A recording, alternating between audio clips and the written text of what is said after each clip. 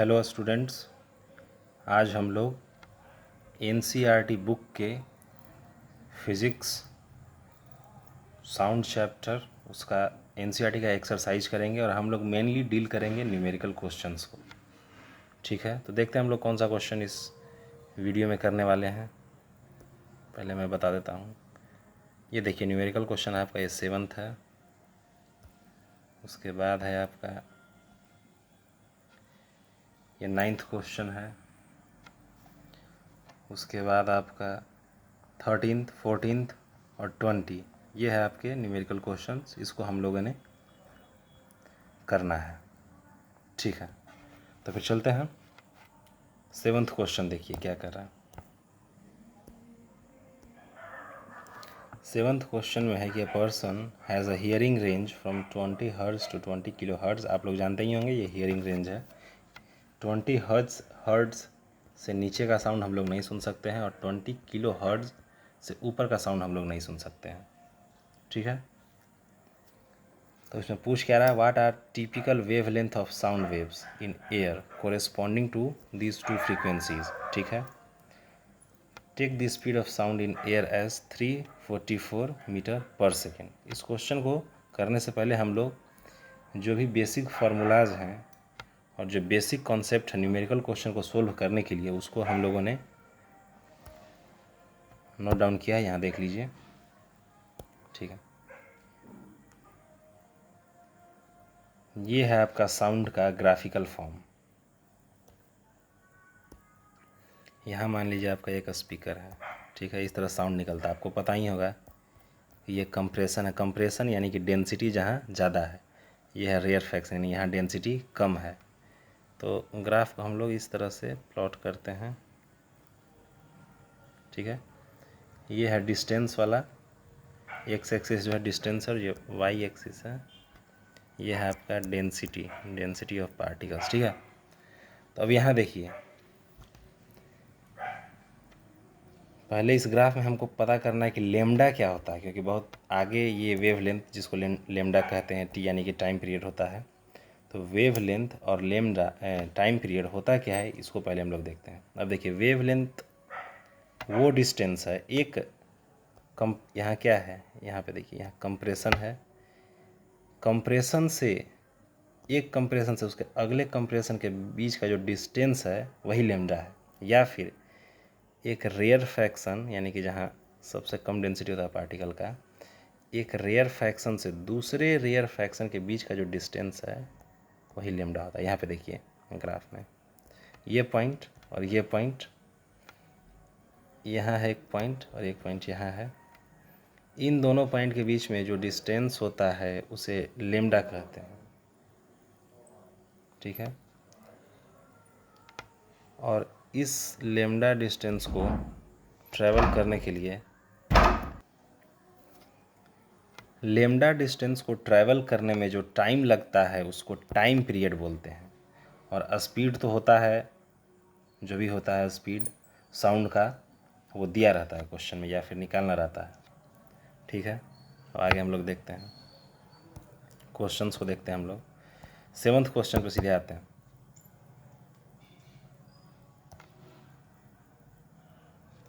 Seventh question कह रहा है, दो फ्रीक्वेंसीज दिए हुए हैं 7th क्वेश्चन में, 20 हर्ट्ज और 20 किलो हर्ट्ज। और फिर बोल रहा है, फिर आपका दिया हुआ है यहाँ पे, आप लोग क्वेश्चन को पढ़िएगा, साउंड का स्पीड दिया हुआ है 344 मीटर पर सेकेंड और निकालना क्या है, typical wavelengths of the sound waves in air corresponding to these two frequencies. ये फ्रीक्वेंसी और ये फ्रीक्वेंसी। चलिए सीधे फार्मूला लगाते हैं उसमें, क्वेश्चन को देखते हैं। यहाँ देखिए दो फ्रीक्वेंसीज दिया हुआ है, μ1 μ2। ठीक है, और स्पीड भी आपका दिया हुआ है। निकालना क्या है, निकालना है आपको लेमडा 1 इसके कोरस्पॉन्डिंग लेमडा 1, इस वाले के कोरस्पॉन्डिंग लेमडा 2। अब देखिए speed is equals to lambda into frequency होता है। आप देखिएगा इसी वीडियो में मैंने दिखाया था जो इम्पोर्टेंट फार्मूलाज हैं। यहाँ देखिए ये दो फार्मूला इम्पोर्टेंट, ये speed is equals to lambda upon T होता है। वैसे भी आप लोग जानते हैं speed is equals to distance upon time होता है। तो लेमडा क्या है, लेमडा एक तरह से जो साउंड अगर इस तरह से ट्रैवल कर रहा है तो यही है ना लेमडा, यहाँ से यहाँ का डिस्टेंस, यही तो है लेमडा। और टाइम क्या है, यहाँ से यहाँ डिस्टेंस ट्रैवल करने में जो समय लगा वो है टाइम। तो स्पीड क्या हो जाएगा, जो डिस्टेंस है यानी कि लेमडा और बटे में टाइम। ठीक है, अब इसको ऐसे भी लिख सकते हैं कि लेमडा इंटू म्यू। क्यों, क्योंकि mu is equals to 1 upon time होता है। ये है फ्रीक्वेंसी, ये है टाइम पीरियड। तो फ्रीक्वेंसी म्यू को आप लोग लिख लीजिए, फ्रीक्वेंसी है ये,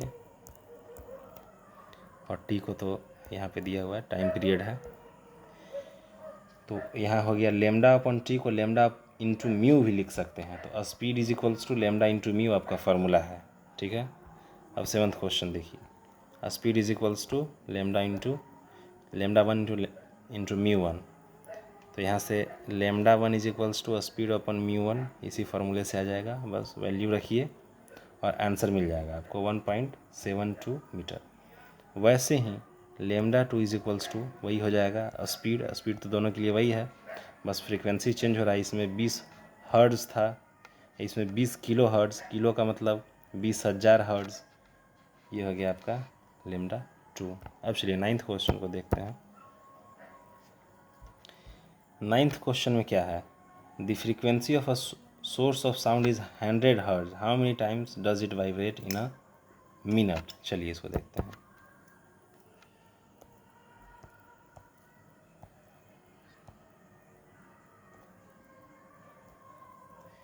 साउंड किस तरह से ट्रैवल करता है, ग्राफ क्या होता है, इस तरह से मान लीजिए। ठीक है, आपको दिया हुआ क्या है, frequency. Frequency is equals to क्या होता है, 1 अपॉन टाइम। टी क्या होता है, ये टी क्या होता है, टाइम पीरियड। टाइम पीरियड क्या होता है, मान लीजिए यहाँ से शुरू किया है तो फिर से यहाँ पे आने में जो समय लगता है, यानी ये लेमडा डिस्टेंस जो ट्रैवल करने में समय लगता है वो होता है टी। ठीक है, ठीक है। तो फिर आपका फ्रीक्वेंसी दिया हुआ है, यहाँ से आपका टाइम पीरियड निकल गया, T is equals to 1 upon frequency, तो 1 अपन 100 सेकेंड हो गया टाइम पीरियड। यानी कि 1/100 सेकेंड में ये एक बार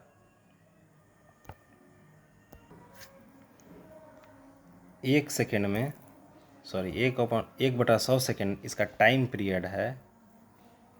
इसका मतलब है कि एक वाइब्रेशन ये 1/100 सेकेंड में कर लेता है, एक वाइब्रेशन। तो 1 मिनट यानी कि 60 सेकेंड में कितने वाइब्रेशन करेगा, number of time, number of vibration, ये हम लोगों ने यहाँ पे निकाला है नंबर ऑफ वाइब्रेशन। ठीक है, तो यहाँ से देखिए, चूँकि 1/100 सेकेंड में एक वाइब्रेशन कर लेता है, इसलिए 1 सेकेंड में 1/1/100 यानी कि ये हो जाएगा आपका इक्वल्स टू 100। 1 सेकेंड में 100 वाइब्रेशन कर सकता है। अगर 1 सेकेंड में 100 वाइब्रेशन है तो फिर आप निकाल लीजिए 60 सेकेंड, यानी कि 1 मिनट में 100 इंटू 60 यानी कि 6000 वाइब्रेशंस हो जाएगा। ठीक है, वही है आपका, यहाँ पे मैंने निकाल दिया है 6000 वाइब्रेशंस 1 मिनट में होगा। ठीक है, नेक्स्ट क्वेश्चन की तरफ चलते हैं। अगला क्वेश्चन है 10th। इस क्वेश्चन को आप लोग देखिए बुक में। बुक में ये क्वेश्चन बोल रहा है कि एक पत्थर है, ठीक है, इधर पॉन्ड है।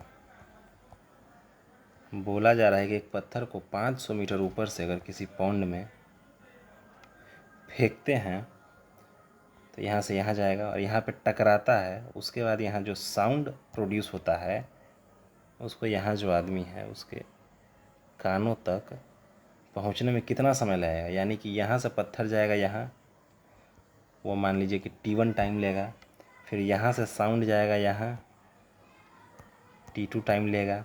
ठीक है, तो इसमें दो तरह के क्वेश्चन है। पहले तो आपको इस पत्थर को नीचे गिरने में जो समय लगेगा वो निकालना है, उसके बाद आपको समय निकालना है कि यहाँ पे जब साउंड प्रोड्यूस होगा तो साउंड को यहाँ से यहाँ जाने में जो समय लगेगा वो समय निकालना है और दोनों समय को ऐड कर देना है। ठीक है, तो क्वेश्चन का पहला पार्ट देखते हैं। जब पत्थर को जीरो वेलोसिटी से ऊपर से नीचे की ओर गिराया जाता है, क्वेश्चन में दिया हुआ है कि acceleration due to gravity 10 metre per second square है।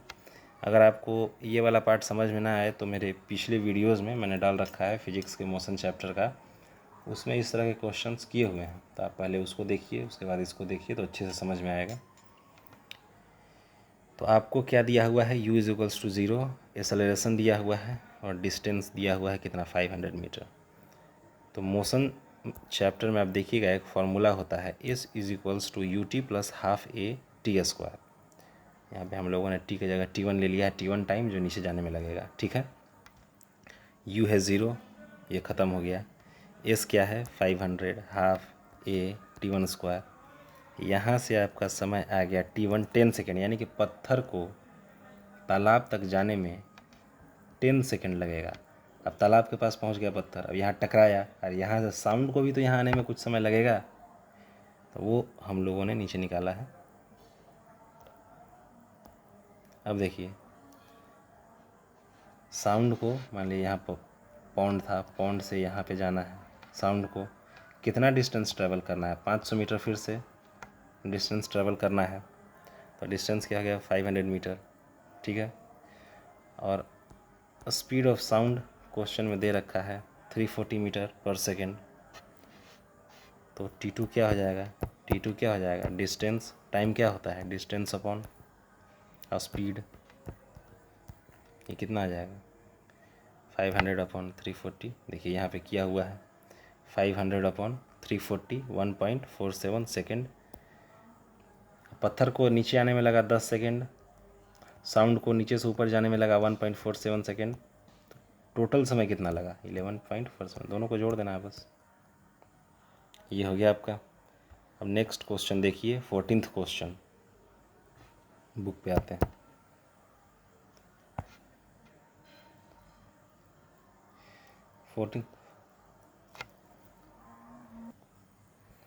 14th क्वेश्चन में क्या क्या दिया हुआ है, a sound wave travels at a speed of 390 metre per second if its wavelength is 1.5 centimetre, what is the frequency of the wave, will it be Audible.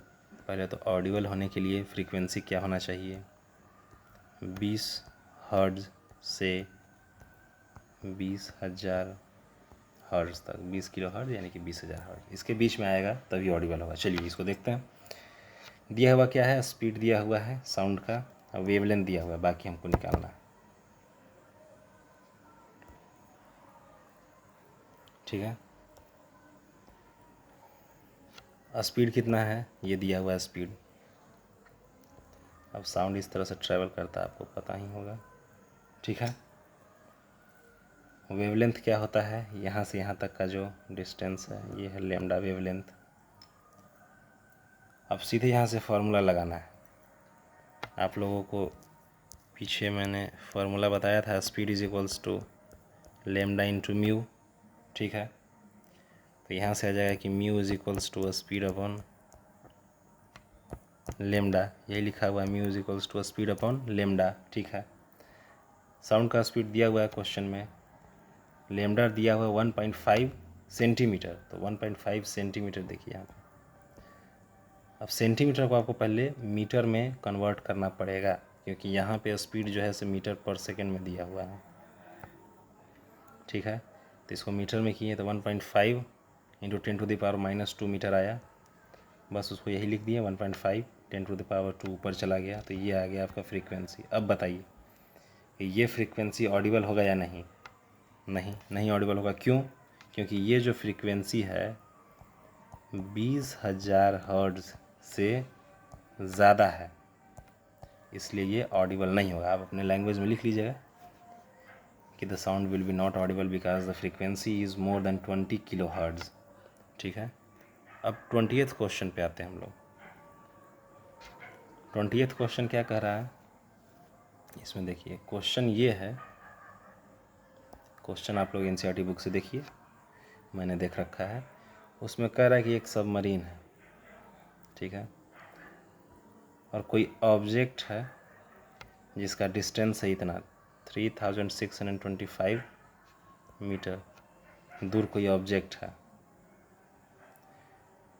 और इधर से सोनार वेव जाता है और इधर से आता है, और सबमरीन को 5 सेकंड में वो सोनार वेव मिल जाता है।